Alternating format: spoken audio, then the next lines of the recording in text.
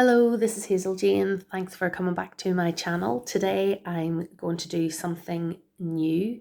This is my first proper deck review.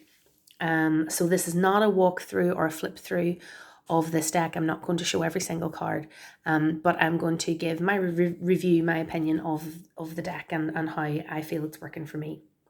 So this is the Nicolletta Ceccoli Tarot. Nicolletta Ceccoli is an artist from San Marino, which is a tiny little country that's located within Italy. This is an artist whose work I had come across before I ever knew there was a tarot deck of her work. I actually have a pair of earrings with one of her pieces on it that I got at a market stall on holidays, and have a few postcards with art of hers on them as well. I have held off buying this deck for quite a few years. This is a mass market deck. It's from Lo Scarabeo and it's easily available, from major retailers. But when I saw flip throughs or photographs of it, I thought that doesn't look like a tarot deck to me. I don't think I'd be able to read with that. And so I had put off getting it. And in the end, I actually decided to purchase it as much to have just to have the art, like to have 78 pictures of her work, because I really like her style. I thought if I couldn't read it as a tarot deck, well, I could maybe use it as an oracle deck or just use it for craft projects or whatever. But as it turns out, I really like this deck. So here it comes in a standard Lo Scarabeo tuck box. There's nothing particularly exciting about it, apart from the fact that it has Nicolletta Ceccoli's fantastic art on the outside of the box. In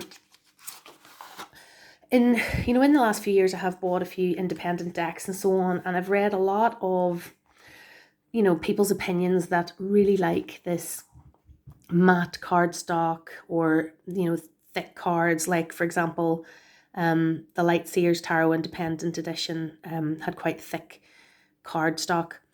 I prefer this type of cardstock so much. I can't even say, like, this type of cardstock. These cards are slippery. They slide past each other. So one of the things I like to do in a deck is, to be able to thumb through it to find a particular image. And you can do that easily with this. They don't stick at all. They are easy to shuffle overhand. Sorry, I have the camera a wee bit close in to show the cards. They're easy to shuffle overhand, and they're easy to riffle shuffle as well. And I would have sore pains in my hands from arthritis, and sometimes those bigger cards or hard cardstock like the Moonchild Tarot, I can't handle them at all. And this is great. It's lovely to work with. There's not a thing wrong with this cardstock. So what I'm going to do is I've sort of divided the cards up into 3 sections. So I went through the cards and I decided to have a look for the cards that I think really work. The cards that I have a bit of a question mark about. And the cards that I don't think really work that terribly well, and really need the support of the book for you to be able to read them as a tarot card. And as you can easily see there, the pile of cards I think really work is a lot higher. So I'm really quite happy with how this deck has been put together. This deck is made from pre-existing artwork. So the Nicolletta Ceccoli has not designed these images to be tarot cards. She already had created these images, and then they've been taken and purposed as a tarot deck. When you buy the deck, you get this little index card with it, and there's also a little card advertising a Lo Scarabeo thing that I seem to have lost, but it's in there somewhere. The book, the little booklet that goes with it, is by Linnea Weatherstone. Now, I have previously read one of her books about the goddess Bridget, called Tending Bridget's Flame. So I had good expectations as to what she might be able to say about this and this artwork, and it does actually work pretty well. The guidebook is in a couple of languages, so you know that's all you get. You know, there's 19 pages before you're into the next language, so you don't get a huge amount, but what you do get is good, and I'll come back to that a little bit later on. But the way that these images, I've been looking at Nicolletta Ceccoli's art online, and she has done a few different series of images that kind of theme together and were presented in art books, and I guess corresponding exhibitions probably as well. And you can see in this deck, you could probably separate it out into images from different series or books or exhibitions, because you can see similar themes and elements in the images. But that doesn't really take away from the tarot deck. The images aren't grouped according to the way they were initially presented in books. They're just sort of linked to a tarot card that seems to fit the best, and that works fine. It's not particularly distracting. And I think the more that you work with this deck, you could start to come up with your own correspondences of how certain common elements, what they might signify for you as a reader. All of the cards have these little childlike girls in them. I think there's only maybe a couple of cards that have male figures, but they nearly all have these little childlike girls, all quite sad faces. There are very few cards that have like a really happy, sunny vibe to them at all. I think there's maybe one card that has a smiling character, but they have a lot of toys and imagery like that.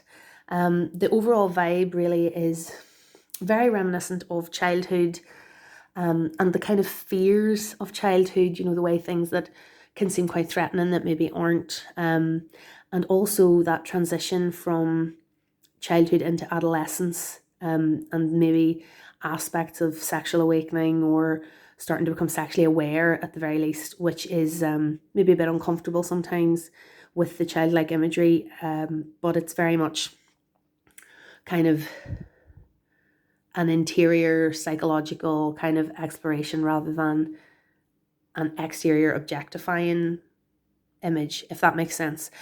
It's probably make better sense when I actually show you some of those types of images when we come across them. So anyway, here for example, we have one of the knights. This is the Knight of Cups, and the knights are all depicted as somebody who's riding a horse, or I think in one case a pig. But that works well enough for me. The Knight of Cups moving and full of sort of a sense of action.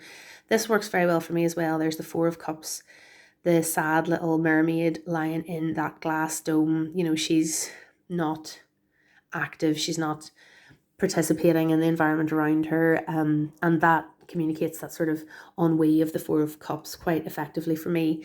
The world is interesting, you know, the snow globe, there's your whole perfect little world within, but then you have the idea within the world of moving to a new level, and this idea that outside the snow globe there could be a whole other world. So I think that's quite interesting.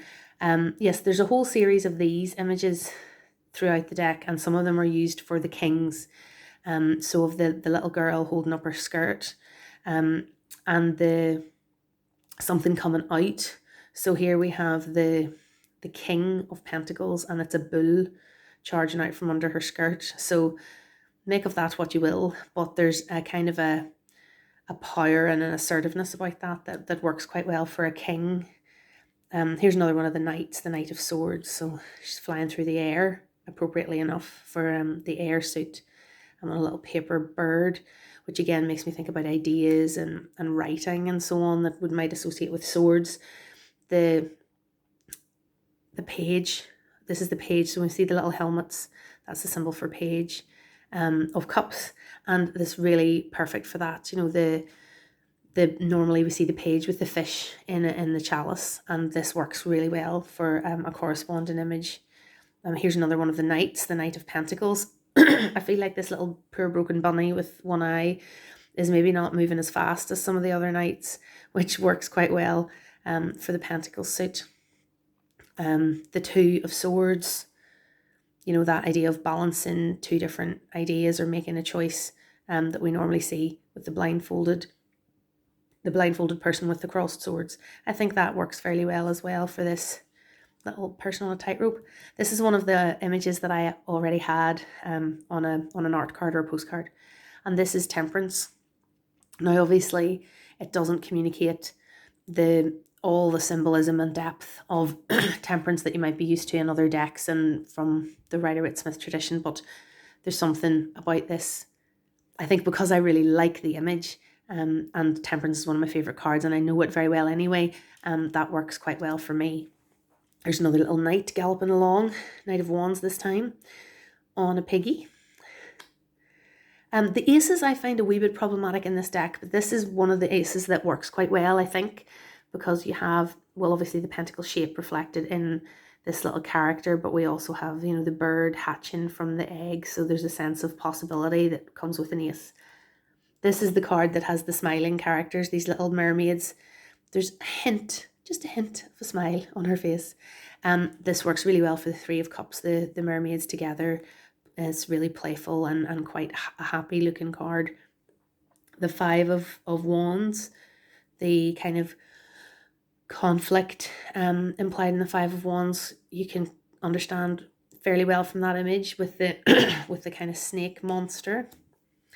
The Two of Pentacles, the juggling of all the different parts of your life, that works okay with this character too, and it's very similar to, I'm not sure where I put her, that Ace of Pentacles, the same little character with the round face, that works quite well.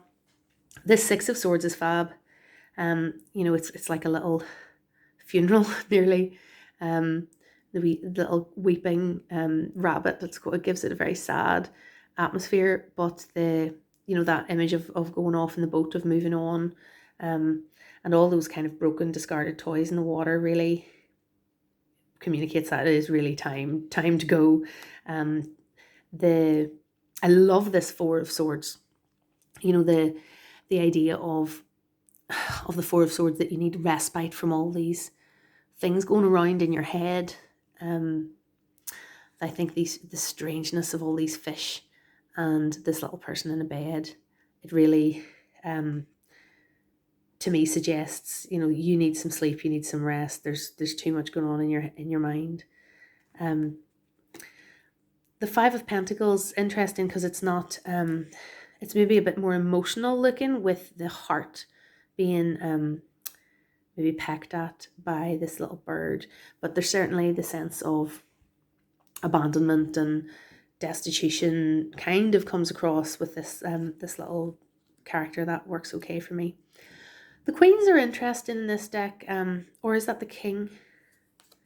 That might actually be the King of Wands, because it's more that the image is very opulent. The other wands, the Queen of Wands, is a similar kind of ice cream cone confection of a character. This Ten of Swords, I think works pretty well as well, although, I mean, there's a lot of really interesting stuff you could read psychologically into that image in terms of menstruation and, you know, but the Ten of Swords, I mean, she's been stabbed with a knife. That works fine for me. This is the King of Swords, so that must be the Queen then, because this is the King crown. This is the King of Swords, which is lovely, the writer, you know, and she's got a little crown on as well, which works. But that seems to me like somebody really creative, really in control of their craft. Then we have the Hermit, and that works well, the little snail character with their lantern. This is one of the cards that drew me to buy in the deck in the first place. This Moon card is beautiful, like the hidden depths, and the, you know, it's kind of got a sinister atmosphere, but it's quite calm as well. Three of Swords works well. little butterfly character stabbed through the heart, pinned to the board. 7 of Pentacles, there's a sense of patience and work implied with the spider that I think reflects the core meaning of the card. The Empress, I find her a little bit sad, and just with these insects, it's not maybe as lush an environment as well as what we might expect for the Empress, but it works fine. So as you can see, I'm just going to look and see if there's any other really, really great ones that I wanted to show you. Well, I'm always a fan of the 8 and 9 of Swords. So there's the 8 of Swords. The little frightened child with her comfort animal and with her little bunny rabbit. That idea of being trapped in your own mind or your own thoughts. I think you can read into that card fairly well. It's the Emperor. That's one of our only male cards. I think the pages are generally very successful. There's the Page of Swords. There's the Page of Pentacles. They have a youthful innocence that really works for pages, and they sort of seem to be exploring their element, which is good. That's the other card that I had previously as an art card, and that is the Queen of Cups, which maybe there's a lovely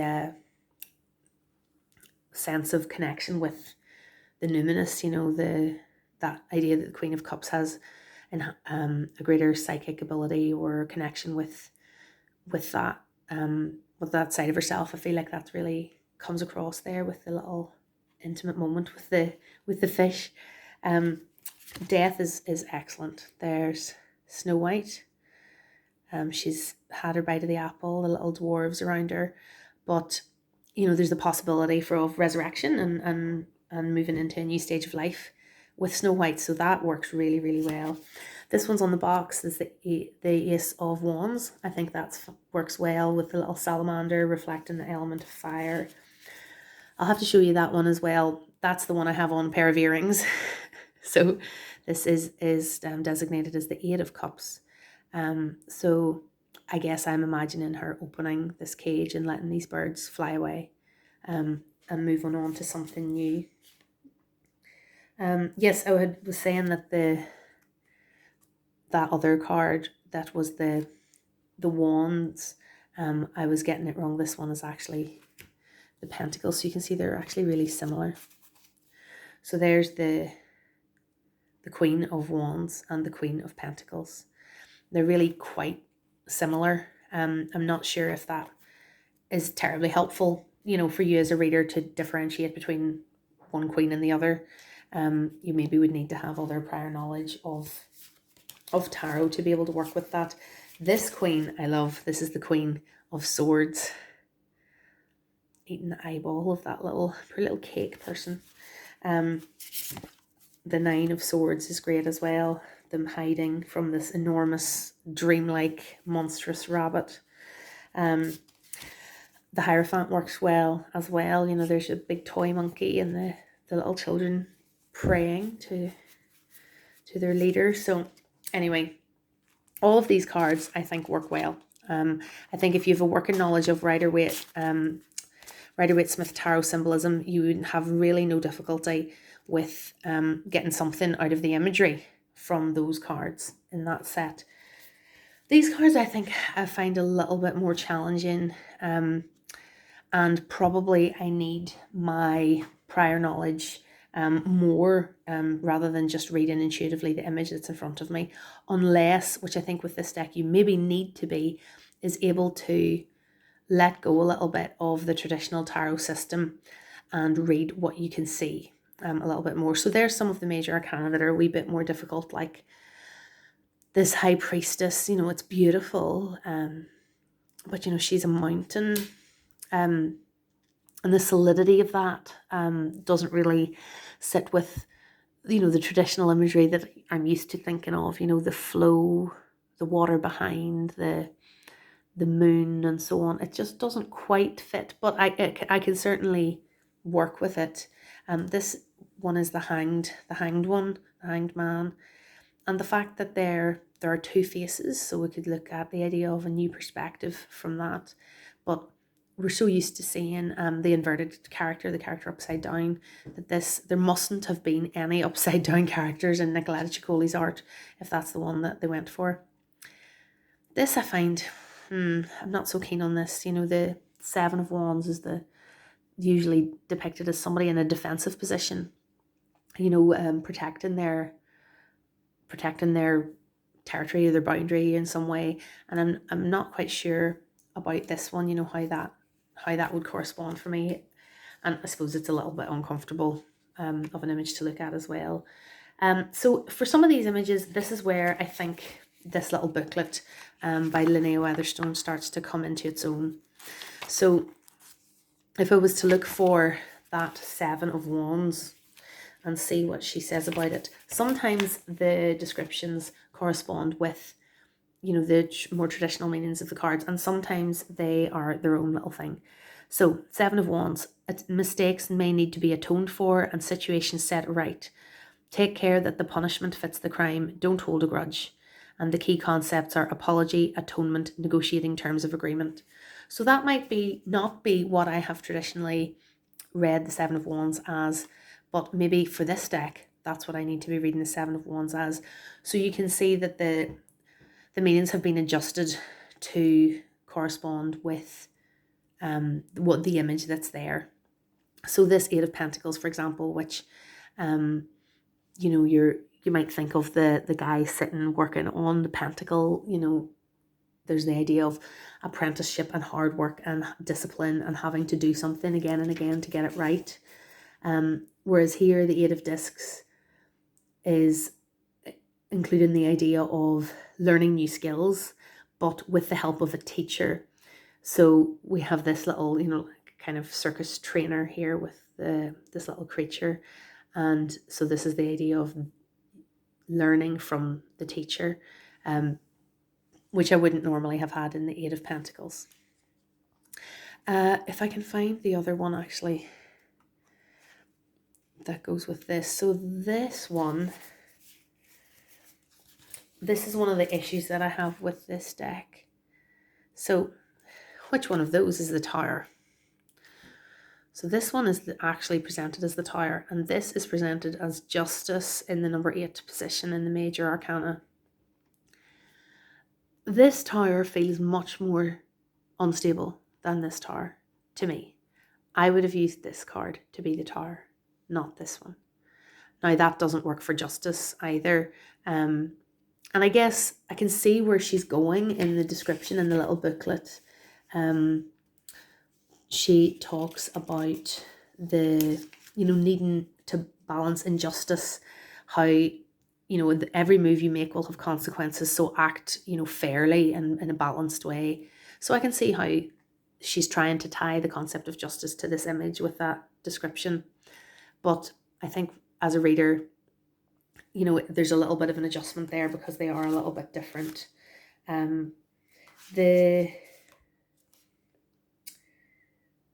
If we look at Judgment there again, for example, that doesn't really speak to me of what I would maybe traditionally have thought of for Judgment.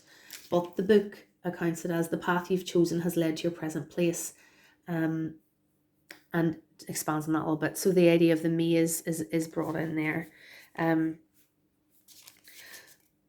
Nine of Wands, this works fairly well. I mean, I feel this little character sitting reading is threatened by this big lizard camouflaged on her wall, but it's the Nine of Wands I would consider somebody, that it's the wounded soldier standing at the perimeter, being vigilant. You've come through a lot, and this person doesn't seem to be vigilant at all, although maybe they should be.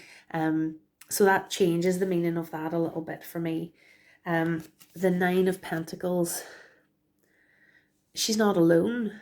She's got this swan. So that changes the meaning of that card for me a little bit as well. I think the Major Arcana are actually a little bit more difficult than the minors in terms of matching up the meanings. This is the Chariot.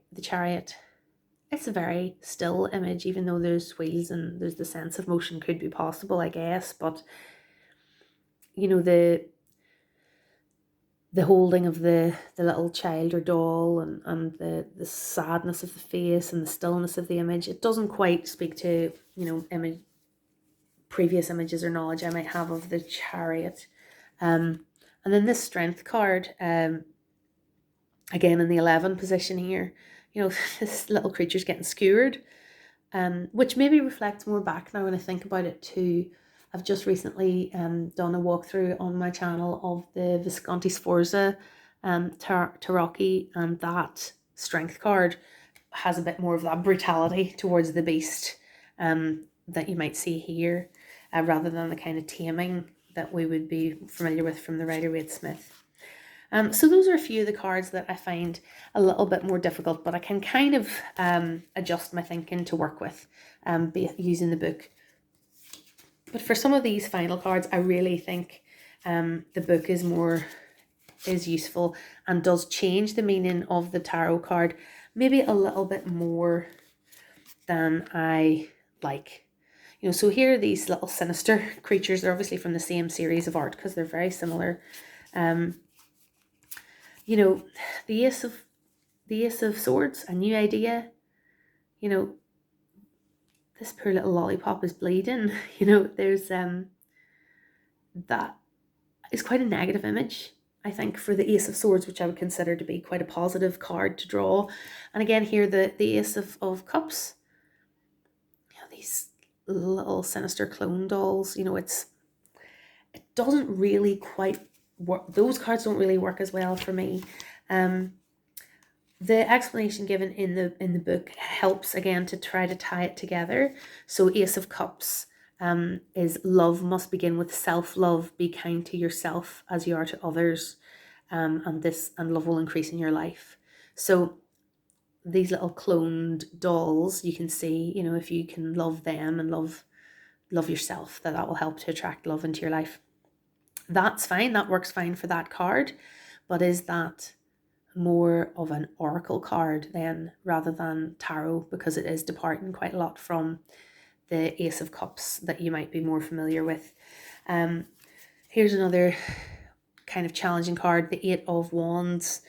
The Eight of Wands is those 8 wands, usually that's all you can see, moving swiftly through the air, and the meaning being swift action.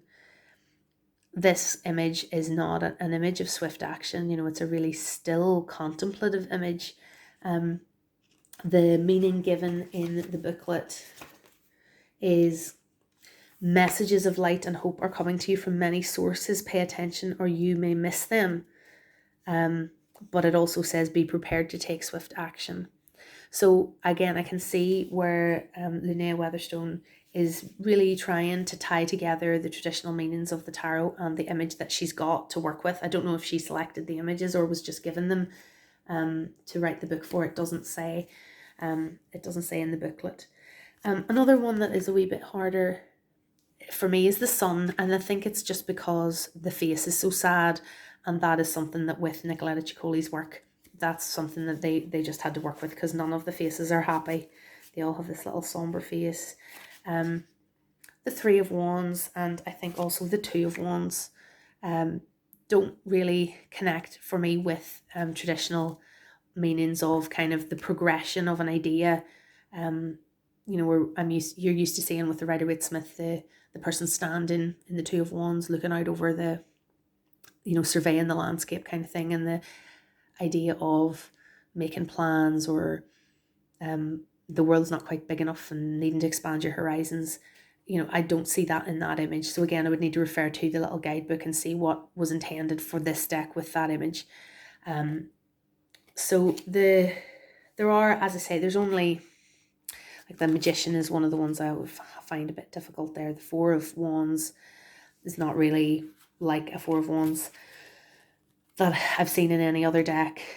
The Five of Cups, it's the card of grief and loss, and while this person seems to be sad, they're also, with someone else, and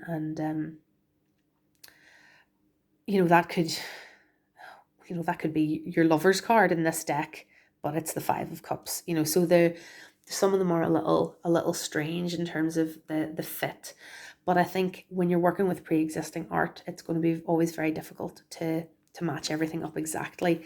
And I think Linnea Weatherstone has done a really good job in that booklet of trying to create meanings that work for the art that we've got. So just in terms of the shuffle, I'm not the greatest riffle shuffler, but these are easy to hold, easy to work with, and even for me. So that definitely gets a thumbs up from me. I feel like this deck reads really well with reversals, and when I've done a spread with this deck, I have found that the messages are very quick and punchy. I wouldn't necessarily use this to do a very in-depth reading for somebody else, you know, where I maybe needed to give long, detailed analysis of the cards. To me, the meanings come across for each card in like a sentence rather than a paragraph, if that makes sense. They seem to be quite to the point. So I think this is a great reading deck. Maybe not a great deck to read for others, but a good deck to get a short, sharp answer to a question. It would not be a good beginner's deck. I think you need to have a really thorough grounding in what tarot is, first of all, so that if you're struggling, you can map your prior knowledge of what the cards mean onto what you're looking at, and then adjust it in line with the art if you want to. The little guidebook, I think if you want to delve into the guidebook and use the guidebook meanings, maybe what we could say that this is a tarot deck that is kind of verging into a kind of crossover with an oracle deck, in that it is in places moving into its own system. It's definitely based on the tarot system in a way that I can certainly read with, but that sometimes it's verging away from the traditional meanings enough that you might say that it's not really a straightforward tarot deck. But it's one I'm very glad I bought. It's one I've used quite a bit since I bought it, and I think I will continue to use it a lot. So that is the Nicolletta Ceccoli Tarot from Lo Scarabeo with book by Linnea Weatherstone. Thank you for watching, and I would love to hear what you think about the Nicolletta Ceccoli Tarot below in the comments. And you can subscribe to my channel if you want to see more reviews or other tarot related content. Thanks very much. Bye bye.